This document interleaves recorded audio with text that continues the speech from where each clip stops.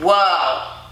So not only was Chris physically, psychologically, and emotionally abusive, he was financially abusive. Just wow, wow. I've been thinking about you, yeah. Hello everyone, welcome to All Things Baddie. My name is Adiola, but people call me Addie for short. Please don't forget to like this video, subscribe if you're interested in watching more reaction videos, news, social political commentary, lifestyle, beauty, all of the above. You can find it on my channel, so go ahead and subscribe. Today I'm going to be doing a reaction video to Queen Naija's new video on her channel, and it's called The Truth About Too Much to Say. And she also says in the title that this is going to be emotional. I actually did a reaction to her album that she recently came out with. A lot of you subscribed to me from that video and really enjoyed it. So thank you for subscribing, and just thank you for subscribing, period. If you came from whatever video, thank you so much. I just thought that it would be only right for me to do a reaction to this video because I did do a reaction to that song, and I did a lyrical breakdown where we analyzed what she was discussing, what she was talking about. Now, since she's actually going into detail about the song and just telling her truth, I think it's only right for me to listen to what she actually has to say about what she meant by what she wrote in her song, right? I think it's best that the person who experienced those things and actually wrote the lyrics to tell their own truths. So of course, I'm going to give her that platform on my platform because I did review that song and I gave my own interpretation. So let's get right into this video. What's up, Queen? It's your girl, Queen Naija, and I'm here with another YouTube video. Before I get into the video, I just want to say, if you guys have not streamed Misunderstood or listened to the album yet, make sure you go listen to the album. I feel like I've done a very great job, and I feel like a lot of you did an amazing job, Queen. Love the album, love it. It's one of those albums that you could play all the way through. You don't have to skip any songs. Of course, I have my favorites, but listen, when I'm driving and I have a long way to go, I'm listening to the album from beginning to end. Love it. Let me know your thoughts down below. Have you listened to the album? A lot of you have, and you enjoyed it a lot, just like me, because I have been talking to you in the comment section. So we know that Queen did an amazing job, right? Let's continue. People still haven't heard it, period. Go stream Misunderstood, period. Stream it. Because I'm doing a video not reacting to, but more so just breaking down what I meant about the first song on my album called Too Much to Say. A lot of people just, they really like this song because they said they could relate to it a lot. So I'm here to break down what I meant. I know a lot of people did reactions to my song Too Much to Say. A lot of people just like made their own theories and got some things wrong. So I'm gonna tell you guys what I meant from my own lyrics that I wrote. I wrote these lyrics. I wrote this whole song. Nobody wrote the song for me. All right, now, I think that may have been a little bit of shade to Chris because he did a reaction to the song Too Much to Say, and he said that Queen had writers to write this song for her, which clearly is not true. Queen is putting that to rest and said that she wrote this song, which really speaks to her pen game. I mean, Clarence already clarified that in his reaction to Chris's video, but she's doubling down and basically saying, listen, this pen game is not to be played with. It is not to be played with. Put respect on her name because she did that. She did that. From my own experience. If somebody ever wrote a song for me, I have no problem telling people if somebody wrote it, but I do write my music, and that's just that, period. Even if somebody do help me write a song, I'm still writing the majority of the song. Unless, like I said, I tell you guys something was fully written, like Bitter, but even I came in and changed that. So I write my music just to clear the air. Without further ado, let's get into the video. Oh, so she's reacting to her own song. That's interesting. I thought she would have just went right into clarifying and just touching on different topics that people got incorrect or insinuated about what she was talking about. But I guess she's gonna do that as she's reacting to her own song. Here we go. Let me tell y'all what I meant. They told me that I'm running out of time. I ain't lit no more. Say my music getting weak. It says say my music hitting weak. No, it's my music getting weak. Lit no more. Sometimes I don't want to have fame or get rich no more. Okay. If I try to stop it every time, I'm just gonna like be stopping a lot because a lot of this is wrong. I can already see. I'm just read it to you. They told me that I'm running out of time. I ain't lit no more. They say my music getting weak. It don't hit no more. Sometimes I don't want to have fame or get rich no more. But I got 2 kids to feed. I can't sit no more.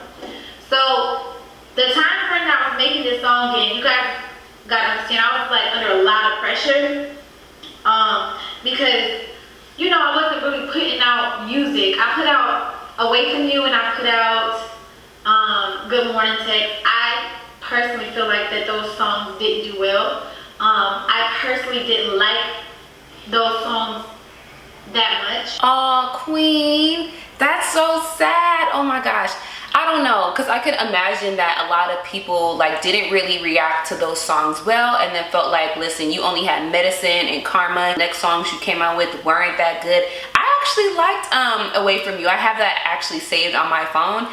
I thought it was a cute little bop, but I could tell that a lot of people didn't really gravitate to that song. So I could imagine as an artist how uncomfortable it may feel to come out with music that you don't really believe in and that you don't necessarily like, and then seeing the reactions from everybody else, and then that turning into people feeling like she just fell off. Sometimes people just be doing the most. Like, give people time, opportunity, and space to walk into their truth, their journey. You gotta give people time to basically come into themselves and figure out what they like and what they want to do. People are so quick to just throw artists away. She's a new artist. Like, give her some time and opportunity to figure it out and get it right, and just to sample different sounds. I feel like that's very normal, and people just need to give her and other artists who are new a break. Truthfully, I feel like it wasn't my best work, and I kind of had like a chip on my shoulder. I had something to prove. I wanted to release better music really fast, but I was under a lot of pressure. People kept saying that I was like, my time was over,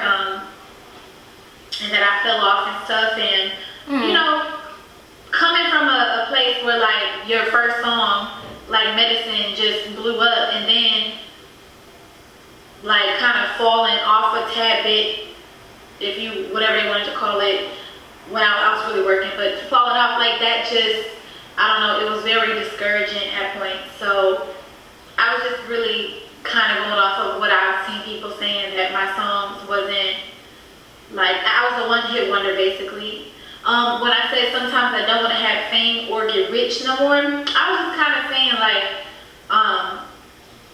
a lot comes with being famous, a lot comes with being a public figure, a lot comes with being in the public eye, and a lot comes with having money too. And sometimes it be like, you know how to say more money, more problems, or whatever. Like, first of all, having fame is like, I still consider myself a normal, like a regular girl. So, you know, when I say certain things online, or when I'm trying to be myself, and like people don't understand it, or they think that I'm like, or people misconstrue like who I am, or like they call me dumb if I'm acting myself and acting goofy, or if I say a joke.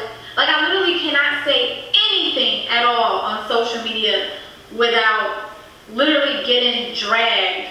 Or I will have to say that I agree with that. I feel like everything, now some things Queen says I will say, and maybe that's just the cheating stuff, I will say it's kind of like, but she is young. I think she's younger than me. So I think that she needs more time to kind of develop that perspective. But as it pertains to other things like her personality, other things that she said, a lot of that has been misconstrued by different people. But let's continue. Getting my words twisted and act like, I think at the time I was like living in my penthouse. I always would look out at the city and just could never really go out and do anything fun, not even go have lunch with like friends or whatever. I felt trapped, you know, a lot of times because my security was not living there, but just because like when I go out in public now, it's like, unless I'm going to Target or something in a nice area, or like a low area, I can't really have peace anymore, you know? I can't really, like I don't, you know, you give that up when you become in the public eye. So me being such a free spirit, that just like, sometimes I was like, I don't even want this. And sometimes like, you know, money don't buy happiness, you feel me? But sometimes. So, right, to both. You know, I was just feeling like that at that point. I feel better now, you know.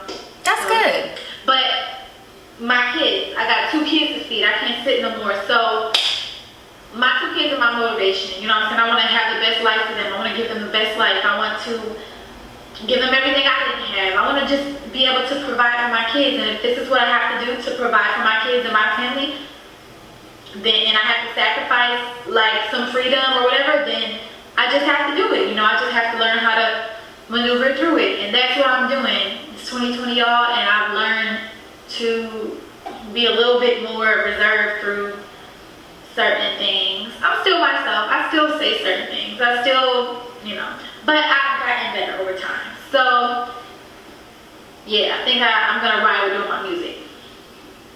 But I got 2 kids and feet, I can't sit no more. I foot the bill for everything. World on my shoulders, wanna break down, but I can't. I gotta hold up. Wanna free my mind, but I'm trying to stay sober. I ain't really there yet, I'm only getting older.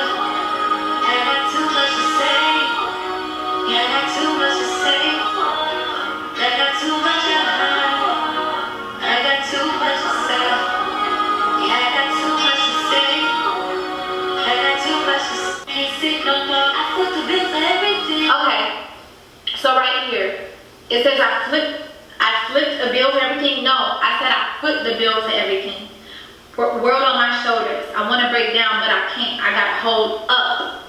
Not I gotta hold her. Who am I holding? I don't have no daughter. Like, want to free my mind, but I'm trying to stay sober. I don't really smoke or drink like that. Sometimes people get on drugs or whatever because they just can't take it. Like, it's too much. And That's correct. What she's talking about here is how people use drugs as a coping mechanism, which is very true. There's plenty of statistics on that. I actually included some statistics in my first reaction and first video on my channel to Jasmine Sullivan's song Lost Ones. I actually added in some statistics about drug use, but people definitely use drugs as a coping mechanism. it's just too much for people, so they try to handle it with just taking their mind off of it by doing or drinking or, like, you know.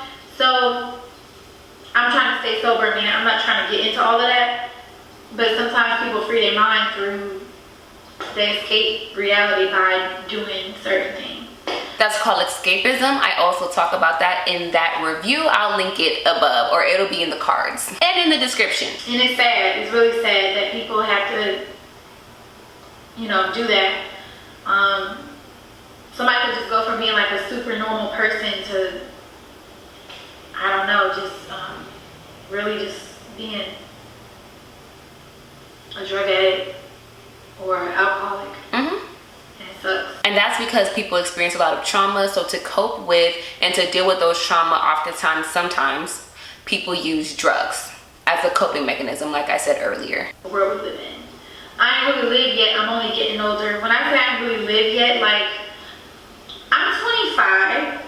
I'm only Okay, so she's only 1 year younger than me. I'm 26, she's 25. older, but like at the same time, I feel like there's so much more to learn. There's so much more to do. You know, I haven't really traveled the world. I haven't, like, Same. I haven't really done a lot of things, but be married and be in a family and have kids. Like, I really haven't even. I still have to find myself some more. You know, not find myself some more, but just.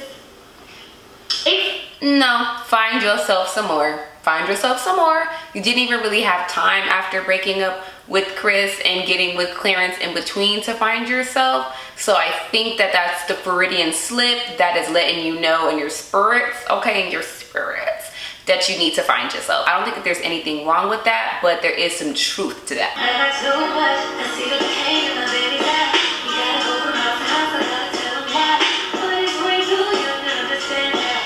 Mama couldn't say cause your daddy broke me down. Alright, so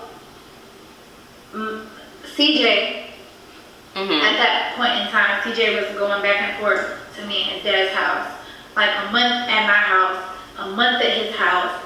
And like, sometimes I feel like that would confuse a child. Like, why am I here for long periods of time? Then when I go back to mommy's house, like the rules are changing. Like, why is it so, like, why aren't we in the same house, you know? That can can be very confusing to a child. Oftentimes children are very used to a certain routine, they need structure and they like structure.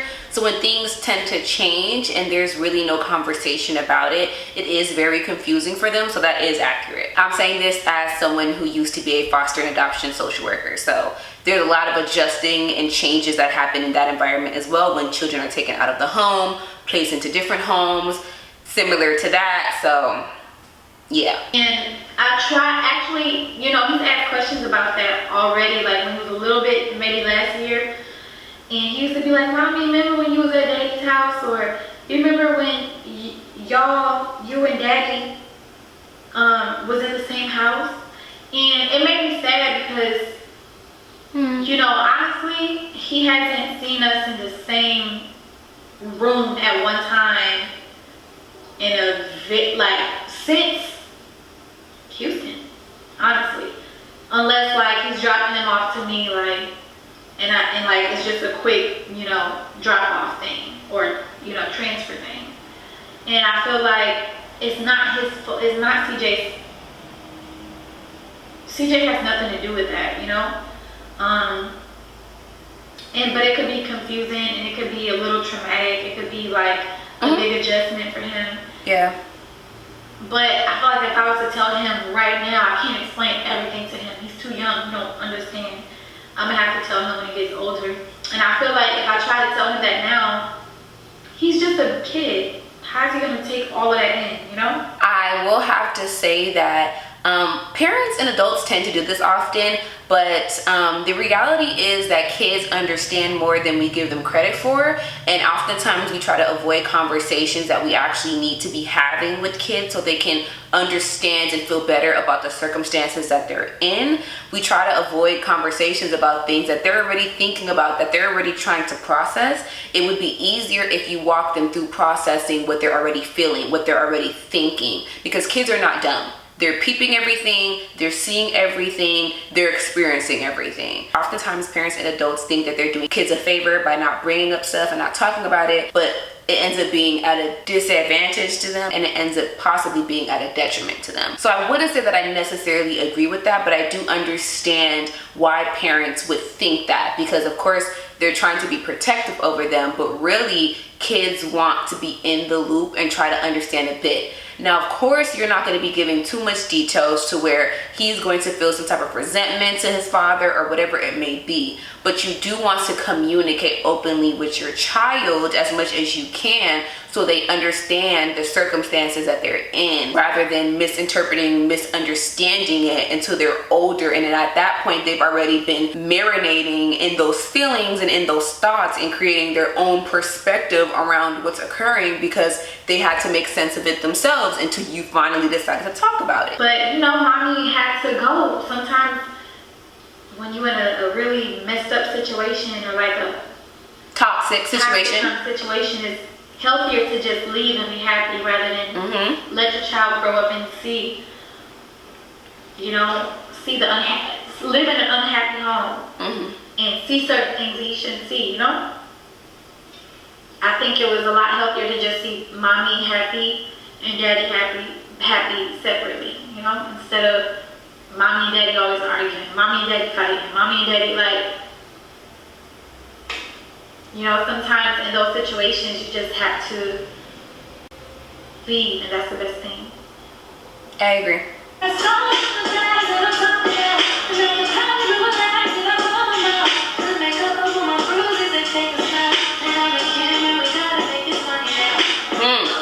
This is the part with the tea. So let's see what Queen has to say about this, because this is where she talks about the abuse. Let's go. Okay. I got scars from the past I don't talk about. I could probably ruin lives if I run my mouth. Put makeup over my bruises and fake a smile. Turn on the camera, we gotta make this money now.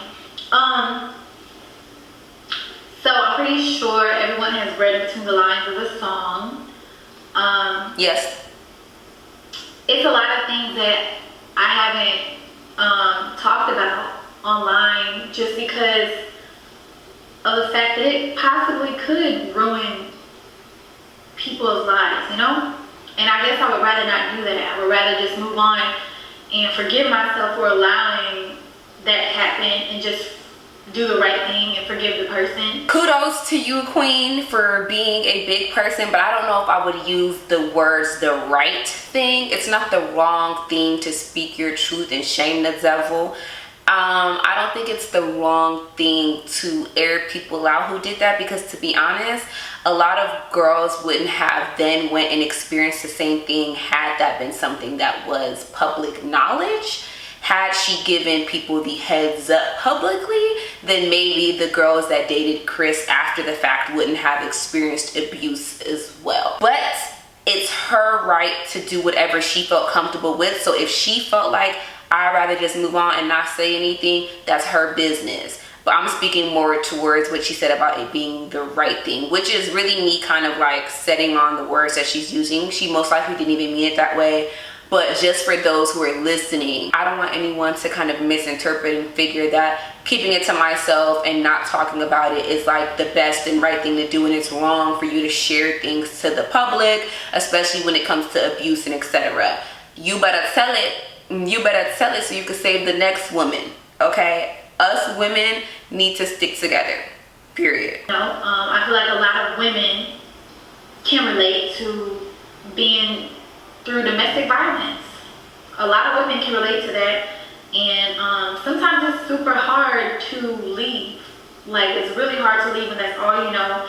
It's really hard to leave because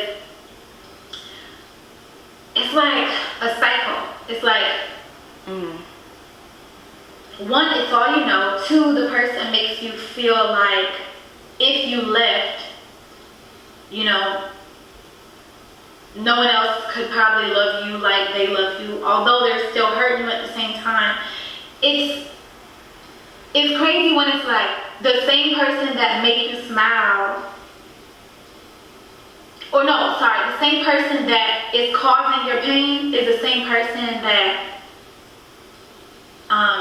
relieves your pain. That's emotional abuse and psychological abuse. The whole nobody else would want you. Kelly Rowland actually talked about that in her song Dirty Laundry, which was also about abuse. That's also a part of the grooming process to make you feel like you can't go anywhere, that you have nobody else, so you stay in that environment. They tend to say things like nobody else would want you, you're ugly, who would want to date you, I'm the best thing for you, I love you, all these things like that. Typical emotional abuse. So really, Queen is saying that she experienced psychological, emotional, and physical abuse from Chris. I don't know if that makes sense to you guys, but like sometimes the same person that make you cry can be the same person that make you smile, vice versa. So yeah, okay, let me try to find my words. They will put hands on you, then after the fact buy you a gift and some flowers to make you smile. And that's all a part of the cycle and the grooming of the emotional abuse. The layers of it. Hard to leave because you're a little confused, like, okay, they do that on purpose. You know, like, well, he makes me feel better after this happens, like, or he said sorry, or like, you know, and it's just really hard to leave because one, there's a lot of fear in leaving too. Yeah. It's just there's a lot of fear in the unknown, a lot of fear in doing something different and moving on and trying to find something new. There's a lot of fear in that. I fear that sometimes myself. I'm a very comfortable person. When I'm comfortable with something, I want to be in it and I don't want to move, adjust. I don't want to transition. I want to be in that space. But if it's toxic, you have to leave. You don't want to find comfort and solace in anything that's toxic and just violent and just not a good environment. Fear of the unknown, fear of being alone, fear of nobody else wanting you, fear of what will happen to you if you do try to leave, you know? Yeah. So, yeah. And then a lot of the times that I was going through certain things, you know, I was still doing YouTube. I was still on the camera. I was still smiling because at the end of the day, bills had to be paid. At the end of the day, I quit my, I got fired from my job. I quit doing 9 to 5s because this was a better life for us. Like, we had more money. So it's like, at the same time, it's like, chuck it up. This happens to a lot of women, period. But I noticed in the YouTube space with these younger YouTube couples, there's a lot of emotional abuse going on in those environments. A lot of it. And I can tell in the arguments, in the back and forths, in the conflicts that are going on, a lot of emotional abuse is occurring in these relationships between YouTubers and the younger generation. I've peeped game, but because of the financial aspect of it, a lot of the women stay in those relationships. Cheating is a part of emotional abuse. Cheating is a part of emotional abuse, especially when it's continuous cheating. Especially when it's continuous cheating. Okay? But because of the amount of money that a lot of these couples are making, a lot of times the women in those relationships do not leave because they're afraid of moving on, possibly finding somebody new, starting a new life, the unknown, but also just, you know, being so used to that amount of money coming in all the time that's based off of the fact that they're in a relationship. And that's why I wouldn't want to do a YouTube couple channel or have or my channel be turned into a relationship channel if I ever gotten into one, because I do not want my money to be tied up with nobody else and then I'm having to think about, dang, can I leave because now I'm going to be possibly missing that income. And a lot of times I've noticed in those relationships where the emotional abuse is going on with those who are in the younger generation, I noticed that financial abuse is also I also noticed that financial abuse is also occurring as well. Queen actually talked about that as well, saying that basically Chris stole all the fucking money and didn't really give her anything. Like, she was broke. Clarence said this as well. That's financial abuse. So not only was Chris physically, psychologically, and emotionally abusive, he was financially abusive. That was their money, and the man tried to take all the money and then had the nerve. Let me tell you the nerve. He had the nerve to ask her to pay rent there after he cheated on her, did all the shenanigans to her. She wasn't even living there, and this man had the nerve to ask her to pay rent after he kept all of the money. After he kept all of the money, the man wanted her to take the little bit of money that she had when she wasn't even living there to pay rent in that place. Let me tell you something. I could never like Chris. I'm too grown to be doing this little foolishness that y'all like to do in the comment section when it comes to Chris. I'm not with it. I'm too old, too educated, especially in this in particular, to even stall him out. Ain't no stalling him out. He's abusive. If anybody supports him, it's because you're too young to know any better, or you're stupid, or you agree with his actions, what makes you just very much so as trifling as him. Okay? But anyway, a lot of women have a hard time leaving because they're in dynamics with people who tend to be financially abusive, or they are so used to that income that they are scared to leave because they don't know whether or not they're going to be able to make that on their own, because their career is built off of being in a YouTube couple. Check it up. You gotta smile it out. You gotta fake it out. Fake it till you make it type of thing. And you gotta just think about the good things. And that was my mindset back then. Just think about the good things and think about the checks, or think about, you know, like what I say. At the end of the day, we had a baby, so I had to do what I had to do. And that was how I felt back then, until like something just snapped and was like, money is not worth your mental health. Period. And your worth, you know. And women, I want you guys to, you know, recognize the same thing. Like, just really, I know it'd be hard, but you just really have to think about the bigger picture and how damaged you could possibly, how you can be like in your older days if you don't leave something. I'd rather work a 9 to 5 than stay in an abusive relationship. That's the tea. I would rather work at McDonald's than be in an abusive relationship. That's me.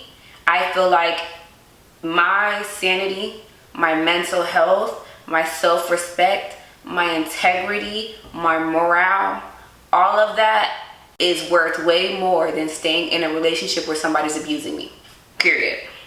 But leave a toxic situation in your young days. Because you will like waste all your time and get old and be like, oh my God, why did I allow, like, I didn't get to live. I lived my life, most of my life I lived in misery. As a child, I was introduced to things that I shouldn't have been. Feeling hot between the legs when I shouldn't have been. And I didn't tell my mama because I didn't want the drama. 24, still living with the trauma. All right, now in my review, I said that I didn't want to really say say or just assume what she's talking about, but it sounded like to me that she was speaking about some type of sexual trauma that occurred to her when she was younger, and that she kept all of that to herself even up to her being an adult because she felt uncomfortable sharing that with her mom. That's how I interpret that lyric. I'm gonna also link that video above so you can watch that if you haven't. So I feel like a lot of people that can read between the lines know what I mean. As a younger girl, as a little girl, actually, I was no older than maybe like 6. Whoa, that's young. That's really young. That's really, really young. I kind of thought it was gonna be really young, but just hearing the age, just wow. Yeah, 5 or 6. And 5 or 6. you know, some things happened when I was little with Your family member? a certain family member, and I want to clear the air that it was. For the most part, statistically, it's usually somebody that you know, so family friends, etc. So I already knew it was family before she even said it was family. My stepdad. The whole stranger danger thing is not realistic statistically. Statistically, it shows that you're more likely to be abused, especially sexually, by somebody who is close to you, aka somebody that you know, aka family friends, etc. And I want to clear the air that it was not my stepdad. A lot of people did videos saying that it was my stepdad, my stepdad's dad, and my mom was like trying to cover it up and sweep it.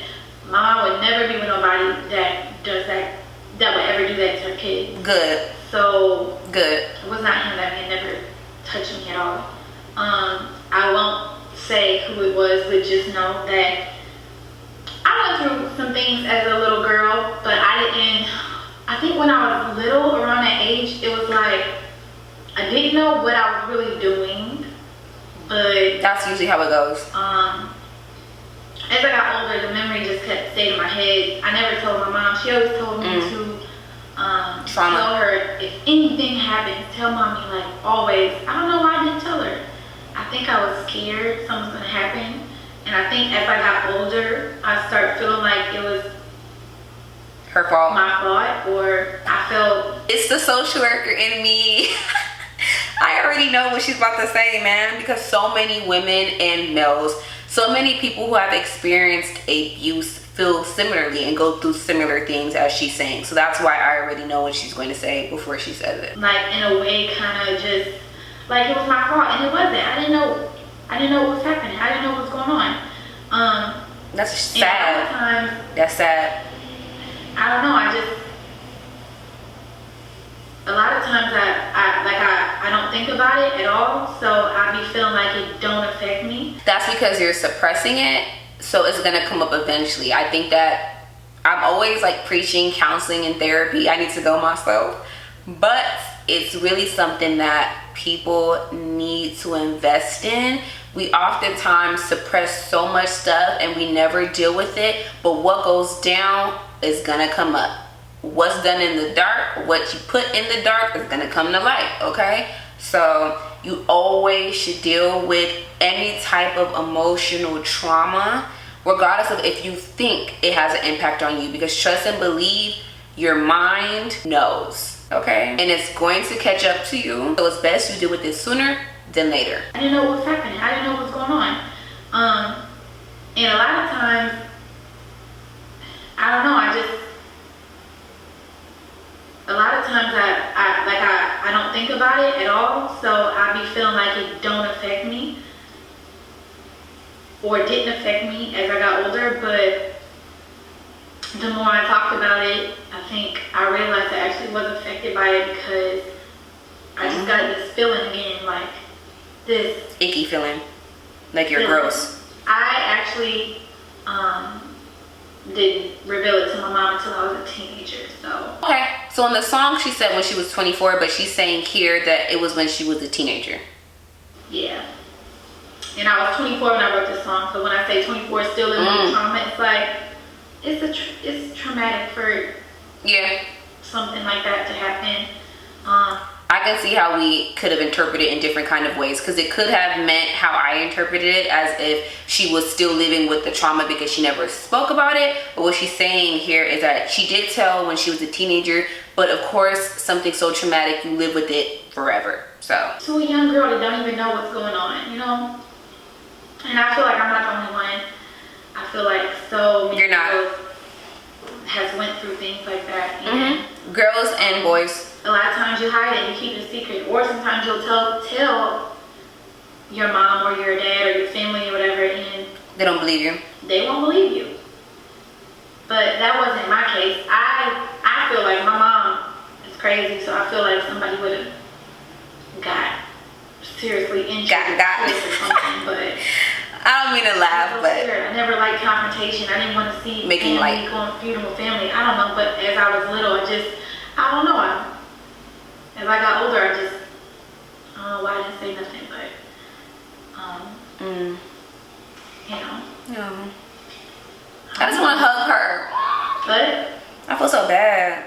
I'm past that. I feel a lot. Not past it. Overcoming, not past it. You can tell. I feel better, you know, but it's just an unfortunate situation that happens in many. Saying I feel better lets me know that there's still some unresolved things there. Young girls' lives, so yeah. Should've been feeling high between the legs, and I should've been. I didn't tell my mama 'cause I didn't want drama. 24 still living with the trauma. Yeah, that's why you never see me laughing at nobody's pain. No matter how hard it is, my heart will never change. That's why you never see me laughing. Hold on. That's why you never see me laughing at nobody's pain. Not paint. You never see me laughing at nobody's pain. No matter how hard it gets, my heart will never change. That's just me saying that, like, although, like, I've been through all this stuff, I still remain, remain the person that I am. Oh, I still remain this girl that can unconditionally love people and forgive people, and I don't know why my heart is like this, y'all, but yeah, my heart is just, I don't know, you know. She must be an empath. Queen, us empaths are just, we get the brunt of everything because people take advantage of the fact that we're so forgiving, we're so understanding, we always make concessions, we always accommodate people, we always just kind of make so much room for people that they don't really make for us, and it's very draining. But I totally understand her. Totally understand her. Crazy thing is, like, even though people do stuff to me, or like people say, like, at the end of the day, I might get like mad or say something bad, but I literally don't want anything to happen to nobody, you know. I don't want to see nobody hurt. Like, Queen better than me though, because my Cancer spirit said I'm gonna air you out. My Cancer spirit says, even though I don't want nothing bad to happen to you, trust and believe I'm airing you out, period. But that's my Cancer spirit. It depends on what you did and who you were to me. It depends on that, okay? I'm not gonna lie, because there's been so many people that I stalled out. There's so many people that I stalled out because I just have a certain space in my heart for them that I just could never. You know, even if they did me the dirtiest, it's like I just can't. Like, once I feel a type of way about you, like once I love you and I care about you, like I care. Like I can't let go. There's something freaking wrong with me, man. I get it, Queen, I get it. Like, I can't be hateful. Like, I just can't be that person. I don't know. I need to work on that too, Queen, because sometimes it makes you feel like a little bit naive, like, because you know that that's not necessarily the best thing to do, because again, people will take advantage, but you can't help but to be yourself and just do what feels natural to you, which you're naturally inclined to do, which if it's love for her, she can't help but to love, you know? I feel bad when I see a person that has hurt me. I feel bad when I see them hurt. I never gloat in nobody's pain or like in nobody's trauma, like, because you never know what, I don't know, I don't know, I'm just not like that, y'all. And it's just so super hard to feel happy about somebody going through something, no matter what. And I feel like I will never change. And I feel like people have called me stupid for being that way. People have said, girl, it couldn't be me because I would do this. I don't know. I'm just like this, y'all. I'm not trying to say I'm perfect, but literally when I say there's no hatred in my heart, like there's no hatred at all for nobody. And that's a good quality to have, a good character trait. I don't know, like even though I've been through all this, I just continue to forgive, and I just continue to love, and I can't help it. And I just feel like God has placed that in me, you know, and I'm glad. It's a great quality to have. So I don't know why I'm like about to cry, but I'm about to get off the camera because I don't want to cry in front of people. But oh, Queen. yeah, like I just want to hug her. Now, She would make me cry. Listen, I'm an emotional person. Just hope. I wish everybody the best in life. Everyone. Girl, I feel that. People did stuff to me. So. She better not, cause my God, I can't even talk. Yeah, that's it. Love. Listen, she about to make me cry off my freaking eyelashes. But I totally relate to that. I feel the same way. Like I can't necessarily like gloat at people experiencing like some type of trauma or going through something, you know, really bad. Like for example, I had a friend that I actually fell out with when I was an early adult, so like in my early 20s. And this was somebody that I kind of grew up with. I considered to be a sister. We were super close. And she actually did something to me. It was like an event that happened that day, and we hadn't been friends or spoken since that day. And not too long ago, actually a year ago, she ended up passing in a car accident. I'm a G. Okay, get it together. Even though we weren't in a good place when she passed, and we hadn't even talked for it was years at that point. I'm 26 now. I hadn't talked to her like possibly in like 5 years, or maybe a little bit less, but years. It just was really sad to me. Like even now I still get emotional about that, because I don't know, for me it's like, even if we didn't fix it, even if we didn't become friends, I still feel like she deserved to be here. I still feel like she didn't deserve that. I still feel like I can't, like I'm not a person who, like, even if we're not friends, like I don't wish you any ill will. Like I don't wish you death. I don't wish you bad things. I don't wish you to experience negative things. I don't wish you trauma. I don't wish none of that on you. Like if I was close to you, I was friends with you, if I cared about you, I wish you nothing but good and positive things. I wish you nothing but you being well. So I totally relate to that, because I don't know, that just really, I just relate. Anyway, y'all, I didn't mean to get emotional. I just totally related to that, and I feel like that was on my spirit because her passing was just a year ago, and the anniversary of her funeral was this month. So it was just kind of like on my spirit, and it made me think about the situation, because like she said, at the time we just weren't in a good place. And even though we weren't in a good place, that never made me, you know how some people are like, yeah, I wish that bitch would die, or yeah, this isn't the third. Like I don't have that type of heart either. Like I just don't feel that way, you know what I mean? And it just really impacted me that happened to her, regardless of what occurred between us, because like at one point we used to be sisters. Like we used to be like this, and so I could never be like this with somebody and then be on some flaw like that, you feel me? Anyway, let me know your thoughts about the video. What did you think about the things that Queen said about her experiences? Can you relate? Have you been through anything similar? Let me know all of your thoughts down below in the comments section. Please don't forget to like this video, subscribe if you're interested in watching some more reaction videos, social political commentary, beauty, lifestyle, news, whatever it is.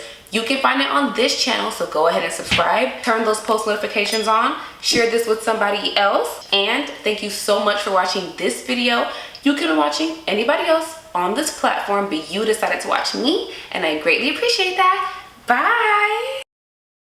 I got too much to say. I got too much I hate. I got too much. How can that be? Yeah.